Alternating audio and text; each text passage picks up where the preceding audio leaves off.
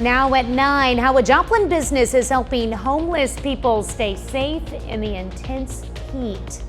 Plus, Wildcat Glades Nature Group gives Joplin residents a chance to explore the water for tiny creatures. And a group in Arkansas is suing the state over a decision regarding an abortion rights petition. The 4 states' most watched news starts now.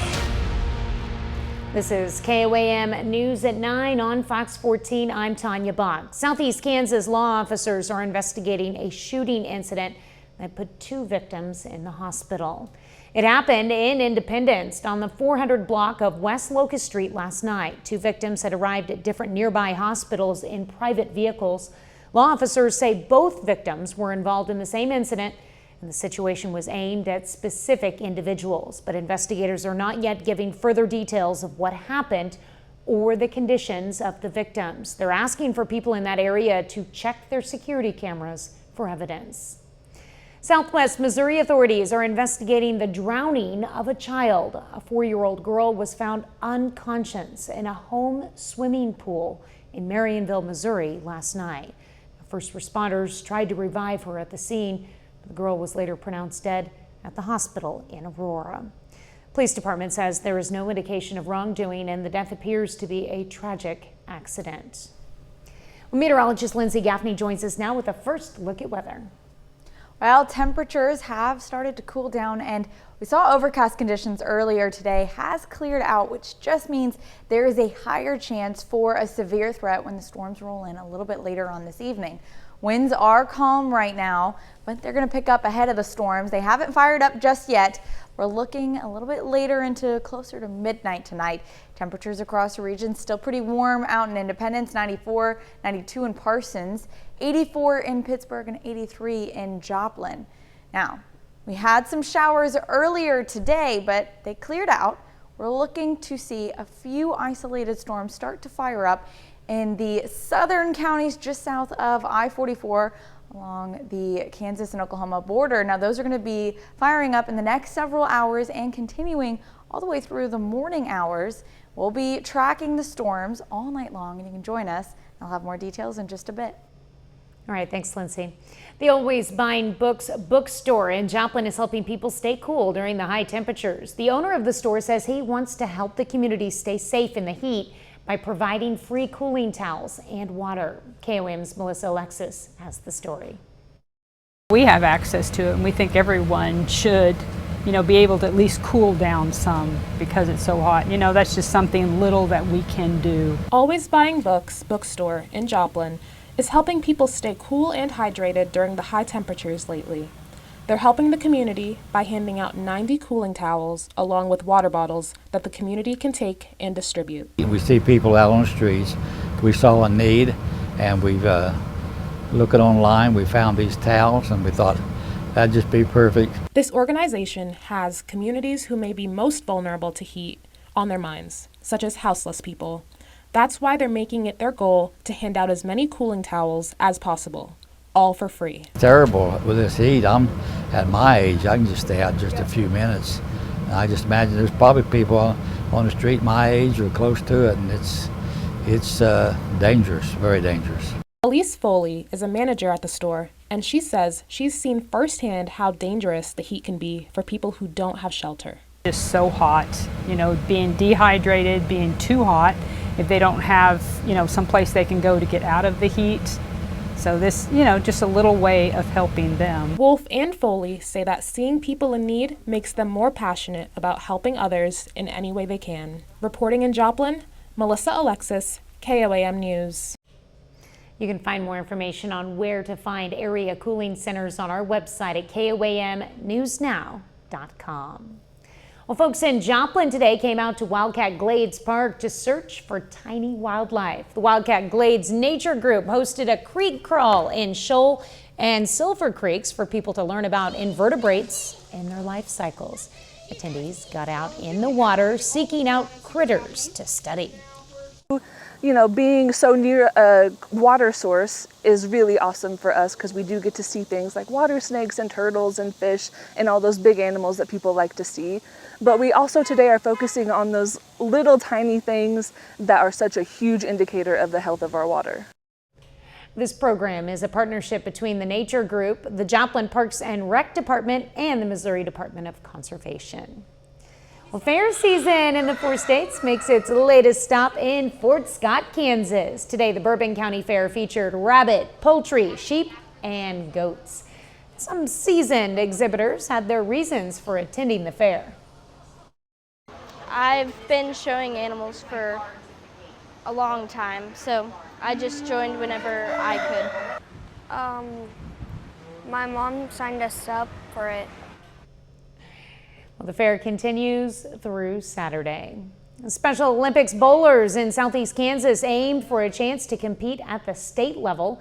More than 270 adult bowlers competed in the Southeast Regional Bowling Tournament today at Holiday Lanes in Pittsburgh. It's a chance for athletes with developmental and intellectual disabilities to not only compete, but come together as a community. And the volunteers have almost as much fun as the athletes.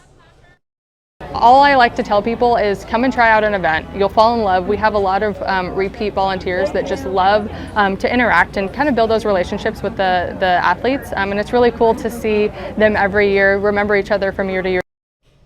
The state bowling event will be held August 9th through the 10th in Olathe, Kansas.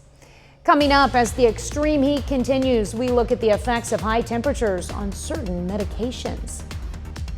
So far this summer, extreme heat waves have been baking the country to a blistery crisp. And while exposure to the soaring temperatures can trigger heat-related illnesses in people, health experts warn those on certain medications can be more prone to these types of risk.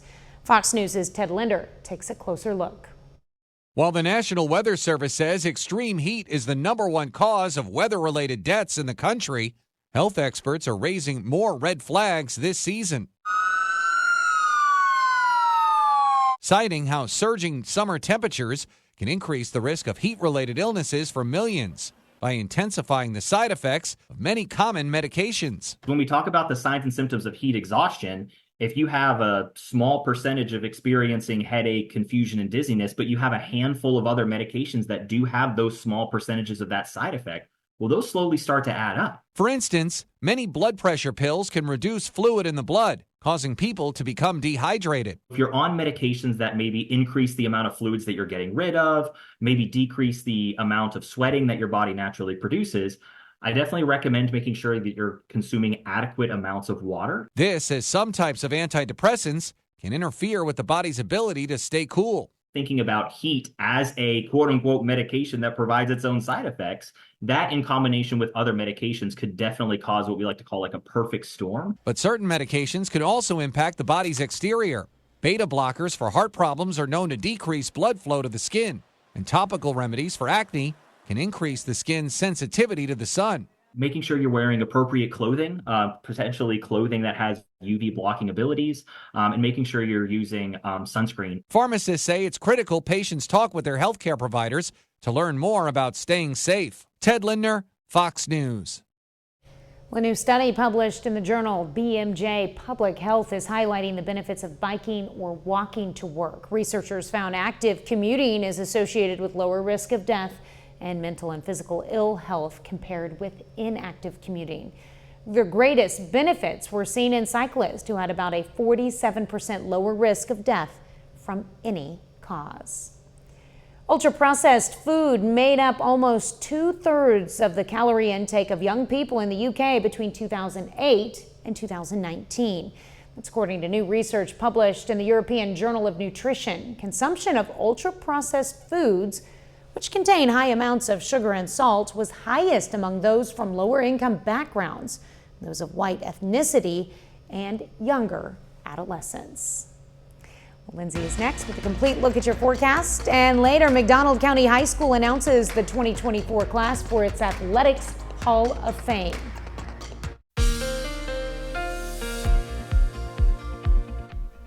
Well, it's been a hot couple of days, but finally we see relief as a cold front moves in later on this evening.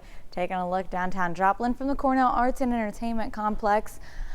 Little sunny out there, which means that with the skies clearing, the likelihood that we'll see some severe potential is a little higher now. Once the clouds break, It just gives us a lot more instability in our atmosphere. Now, we're really not seeing an incredibly high threat. We would see strong wind gusts and even a localized flooding risk for the storms tonight. But right now we're looking clear.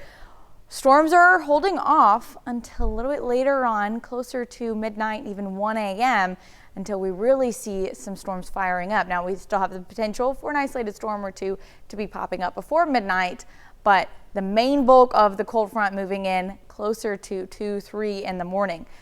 Now, our slight risk has shifted out towards Branson, Springfield, so we may even get a little lucky tonight, not have severe weather in our area. We'll still be watching it. Everyone else is under a marginal risk, which is a level 1 out of 5 risk. So we still have a low risk for hail and a low risk for winds gusting 60 miles per hour, and hail less than a quarter size. So we've got this future track, 9 p.m. This is coming in a little bit later, so we're really expecting around 10 or 11 for a few of these storms to start to fire up. We've got Bella Vista getting a few isolated storms, and it shifts a little further north along I-44, Joplin getting hit. Now again, this is just a model run, so we're expecting it to come in a couple hours after what it's showing right now. So it says 11 p.m. Likely we're not going to see storms in the Joplin metro or in those central counties until closer to 1 or 2 a.m. So they're really holding off, and still we're going to expect to see an isolated storm or two that could still fire up to be low-end severe threat throughout the rest of the evening. Then most of the storms shift a little further south, Bella Vista, Veneta, even Tulsa getting some rain showers still all the way through the early morning hours on Wednesday. This is 5 a.m. So just south of Veneta, Bella Vista is still getting some rain. Going to continue to shift south. Again, we'll still see a few isolated showers throughout the evening hours on Wednesday, but again, we're not going to have any more threat after this cold front finally passes our area later on tonight. Still looking forward to a few showers. It's not bad to get some rain, especially in those northern counties, because they're not going to see any rain with the cold fronts developing south of Joplin, south of the I-44. That's where those our main threat for strong to severe storms are located. Then we move into Thursday, Friday, Saturday. It's going to be clear, sunny. Temperatures do drop nearly 15 degrees. We do have more chances of rain later on this weekend. Scattered thunderstorm chances Sunday through Tuesday. All right, well, gonna keep an eye on that for sure. Definitely, we'll keep But I'm watching them. loving these temperatures. All week long, mid-80s. It's gonna get rid of that pretty nice. Friday at the end of the board, but it's still just 90. It's not bad. Just give us 89. Okay. All right. Thanks, Lindsay.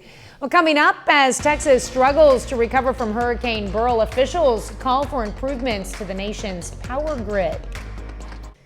President Biden is working to set a federal cap on rent prices. The president's plan would eliminate a tax benefit for landlords who increase their tenants' rent more than 5% a year. It would only impact landlords who own more than 50 units, which represents about half of all rental properties. President Biden's plan would need to be approved by Congress before going into effect.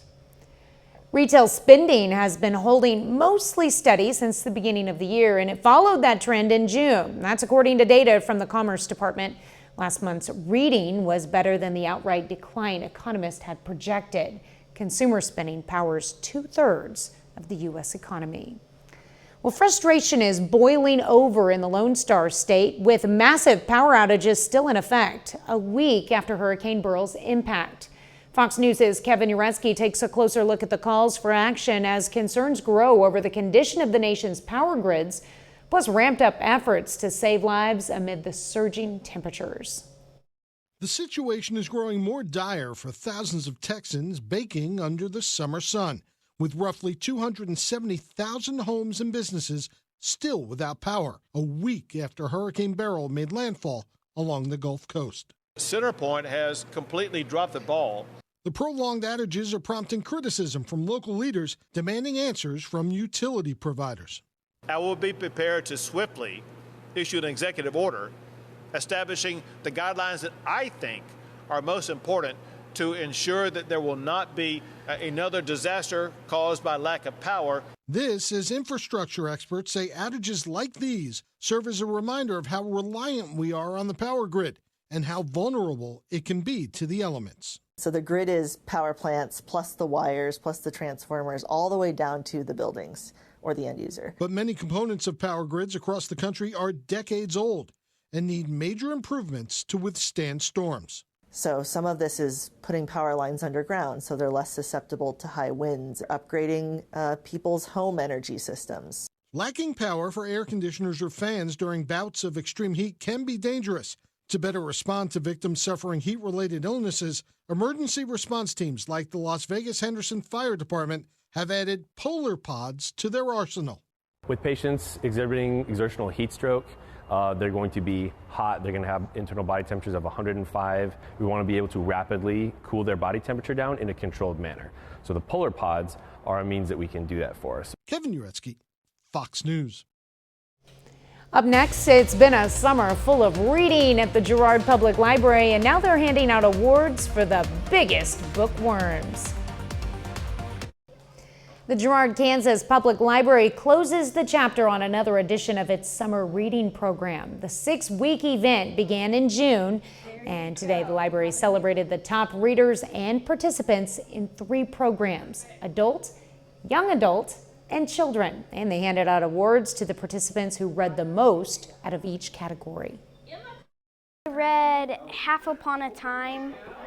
It's like about a guy who, it's basically all the fairy tale characters, but it's not the right story. So we obviously as a library encourage everyone to read, and it's a great thing for the kids to continue reading throughout the summer so they don't fall back on what they gained throughout the school year. Celebration concluded with an appearance from the Girard Fire Department as well as snow cones. Sounds like a lot of fun. 30 more minutes of news, weather, and sports is coming your way. A young survivor wants to warn others about a deadly bacterial infection.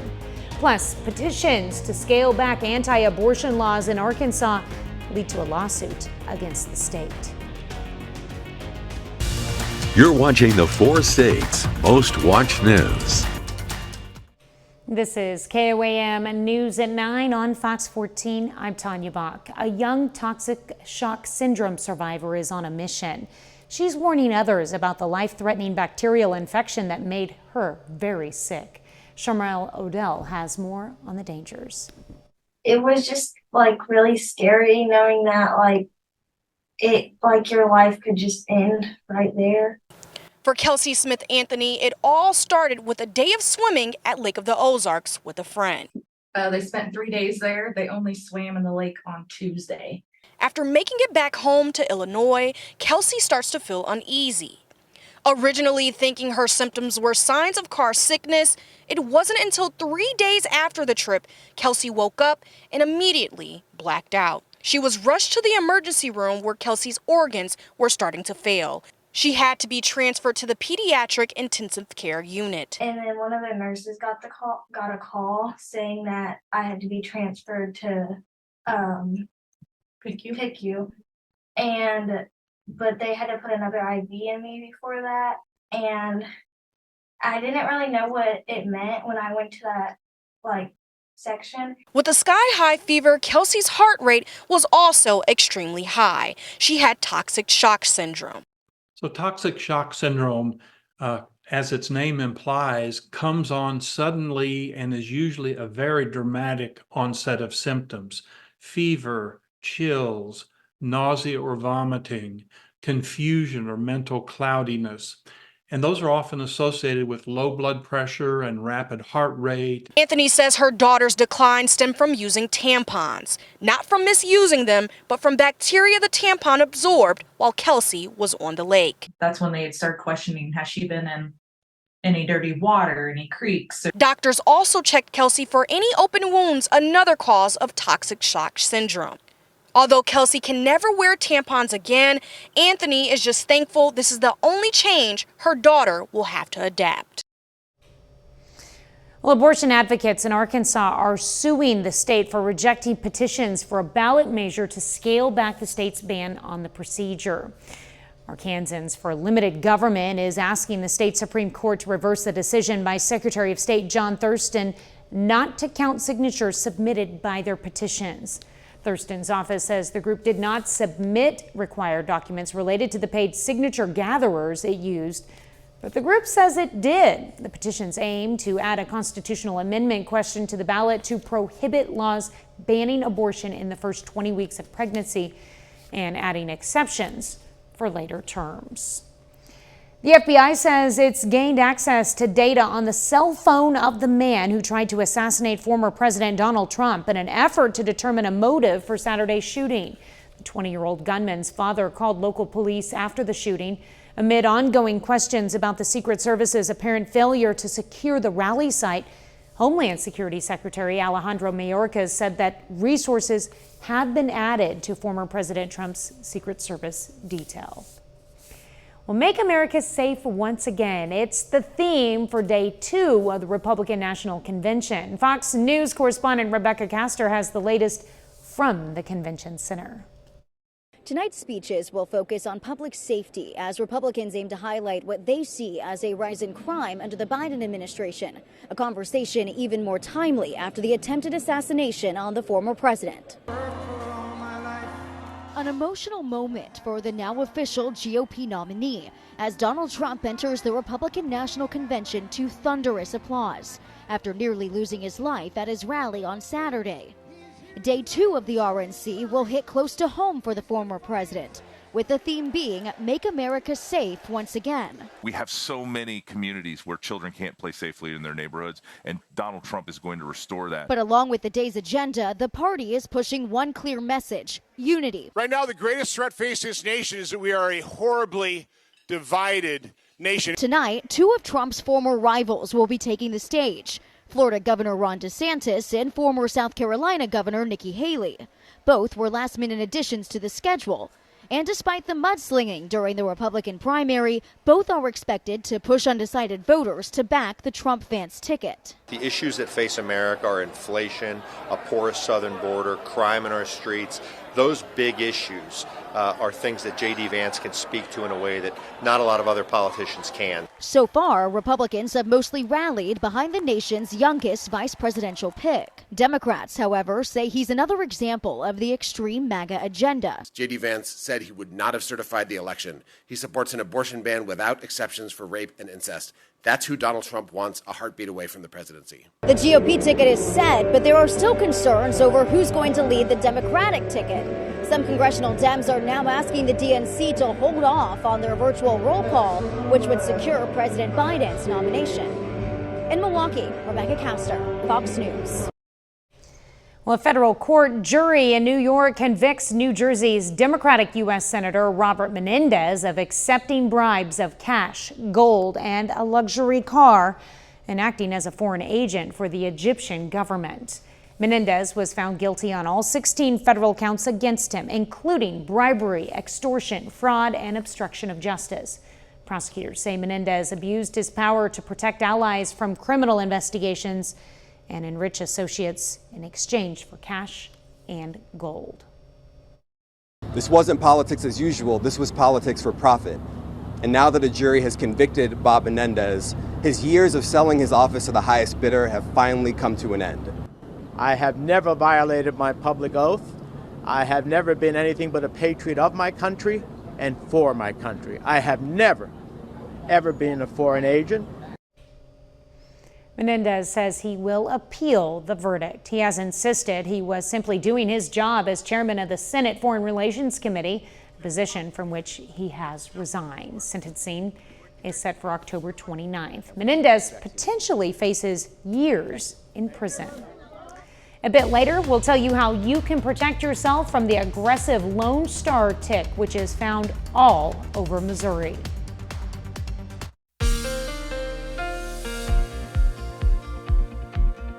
It's been a hot couple of days, but we finally see some relief as a cold front moves through the area. We'll go ahead and take a look at downtown Joplin from the Cornell Arts and Entertainment Complex. Still a bit cloudy, but clouds do clear over the next hour or so. Rain's holding off for several hours. We had a few showers earlier today, and that gave us some relief to the heat. We cooled down a lot, and we're in the low 80s now, even upper 70s. As the clouds clear, storms really do fire off a little bit later on tonight after midnight, closer to 2 a.m. and they continue all the way till 8 a.m. So they're holding off a little bit longer. So if you're planning your day tomorrow, you might want to bring an umbrella. If you got to get up early, got to get moving out of the house. Now, another update is that we did move out of a slight threat back down to a marginal risk for all of our areas. That slight threat got shifted outside of our area, Branson, even outside of Springfield as well now. So we're not expecting as high of a threat as we saw earlier today. Still could expect some small hail and strong wind gusts up to 60 miles per hour. We're in a low risk for both, so not as high of a threat for winds as what we saw earlier. Then we're also seeing these storms move in a little bit later on. So about 2 a.m., we've got a few storms already firing up near Tulsa and even pushing into some of our counties, Veneta as well. It's going to continue to strengthen. We do see some strong to severe storms, but since they're holding off until about 5 a.m., that threat is limited due to the morning. We don't see as high of instability in the morning hours as we would in the evening.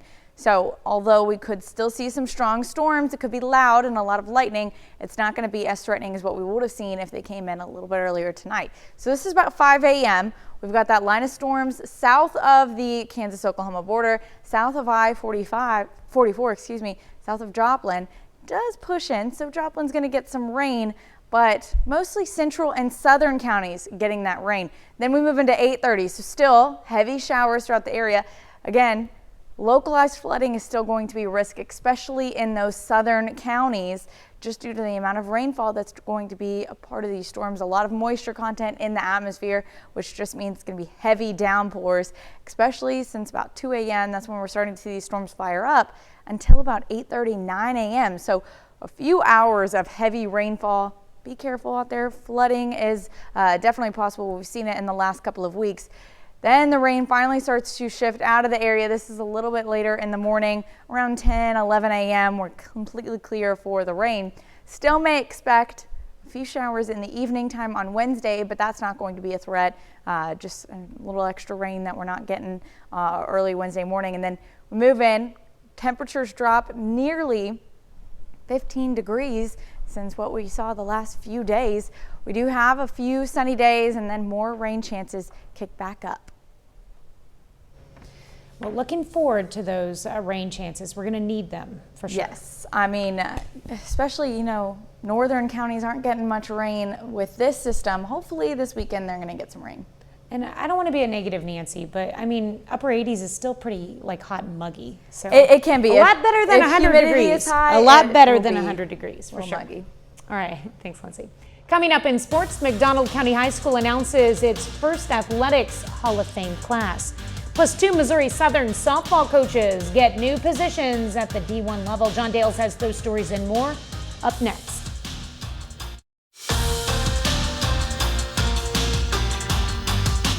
McDonald County High School announces today it will launch an Athletics Hall of Fame, which honors the pioneers of the Mustang sports program history. The inaugural class of inductees will be added to the Hall of Fame this coming fall.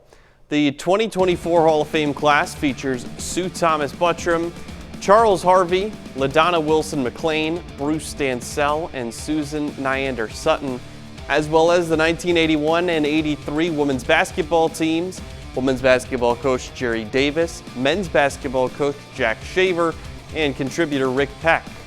McDonald County Athletic Director Bo Bergen says in a press release, quote, "We are thrilled to have the opportunity to honor those who have made significant contributions to McDonald County athletics and have left a lasting legacy for future generations." The induction ceremony will be on September 21st, the night after inductees are honored at halftime of the Mustang football game against Nevada. Young basketball players in Galena get a lesson on one of the game's most important skills, scoring. Pure Heart Basketball hosts the scoring camp for students of all skill levels. Campers say going to a camp like this in the summer makes them more confident for when the basketball season begins in the winter. I started playing it when I was young, and I really just started to love it more the older I've gotten. And it's really competitive and it's fast-paced, which both I like. Be able to be confident in my moves, basically. I remember as a freshman, I wasn't so confident, I think coming here really made me more confident in my moves to like pass the ball, dribble, shoot. I mean, like I have a rhythm now for what I want to do.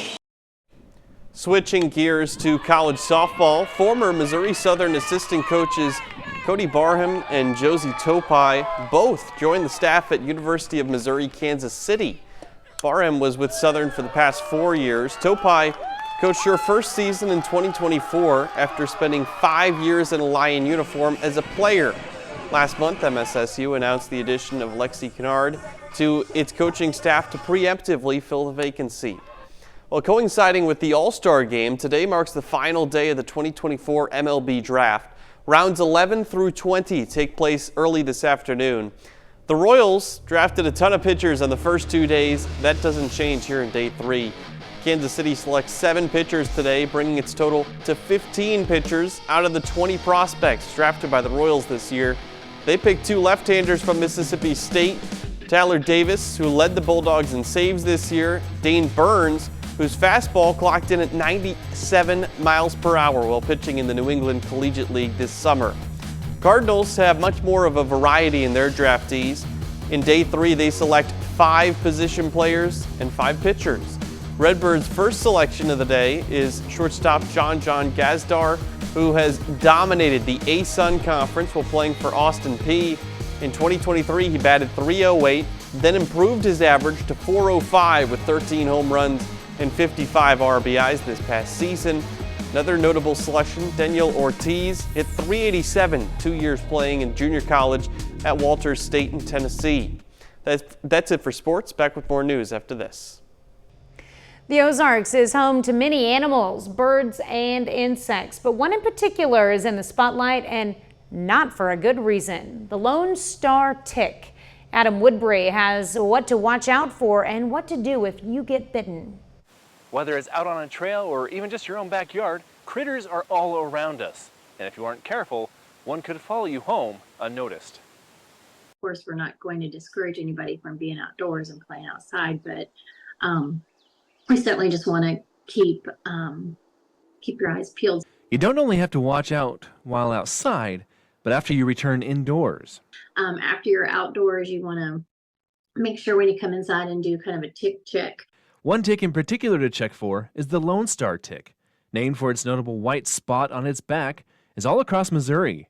And according to the CDC, it's very aggressive, and for many, bites that go undetected can cause what's called alpha-gal syndrome, which is an allergy to red meat and or dairy. The alpha-gal business is concerning. Southern Missouri has been shown to have the highest number of cases of alpha-gal syndrome.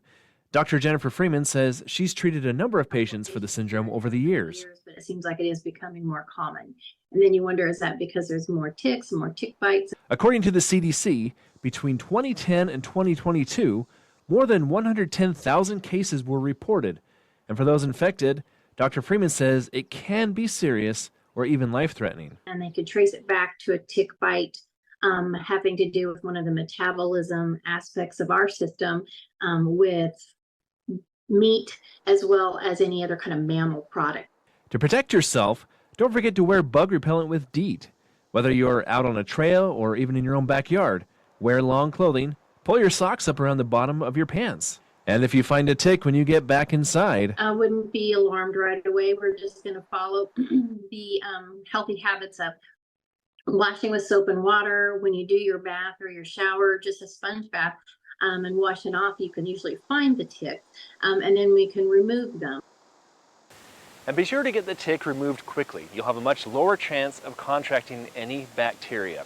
And if you do get bit and you start to feel not well, or you get a rash or a fever, the best place to go next is speaking to your doctor.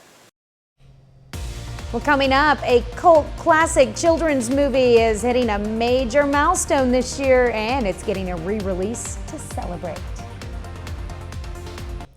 The fantasy adventure, The Never-Ending Story, marks a 40th anniversary this year and will be re-released, in theaters July 21st and 22nd to mark the occasion. Fox was joined by one of the original film stars for a look back at the classic, as well as a look ahead to news of a reboot. Here's Fox's Ashley Dvorkin. Bastien, Atreyu, Falcor, and friends are flying back onto the big screen to celebrate the 40th anniversary of The Never-Ending Story. The classic fantasy film is about a kid who escapes into a book, which leads to an adventure to save a land called Fantasia. Tammy Stronach, who starred as childlike Empress, reflected on making the movie. The first day that I filmed with Wolfgang Peterson, he came to me and I didn't know what it would be like to be directed by him. And it was just really magical. He was talking to me like an actor, not like a child, with so much respect. Do people come up to you and just tell you how much this movie has meant to them? So much, and I love it. They're all different. You know, some people come to me and they say, the story is about preserving the child in you. The story is about keeping your imagination alive. Tammy also shared her thoughts on news of a reboot and how passionate an audience at a recent FantasyCon was about it. All these hands went up against it and all these hands went up for it. And then all these people that worked on the Never-Ending Story started talking about how the relationship between practical, like puppets and things that happen in camera versus CGI. Do you suppose the ivory tower is still standing? Let's hope so, Atreyu. I'm an optimist. I believe that the Never-Ending Story was about creating, and so I will never say don't try to create. I still think that's just antithetical to the whole purpose of the Never-Ending Story. So I'm kind of excited. In Hollywood, Ashley Dvorkin, Fox News. I can't believe it's been 40 years. And that's our time for tonight. Thanks for joining us. We're going to leave you with video of a koala Joey and its mother at an Australian zoo. Aw. Have a great night and an even better tomorrow.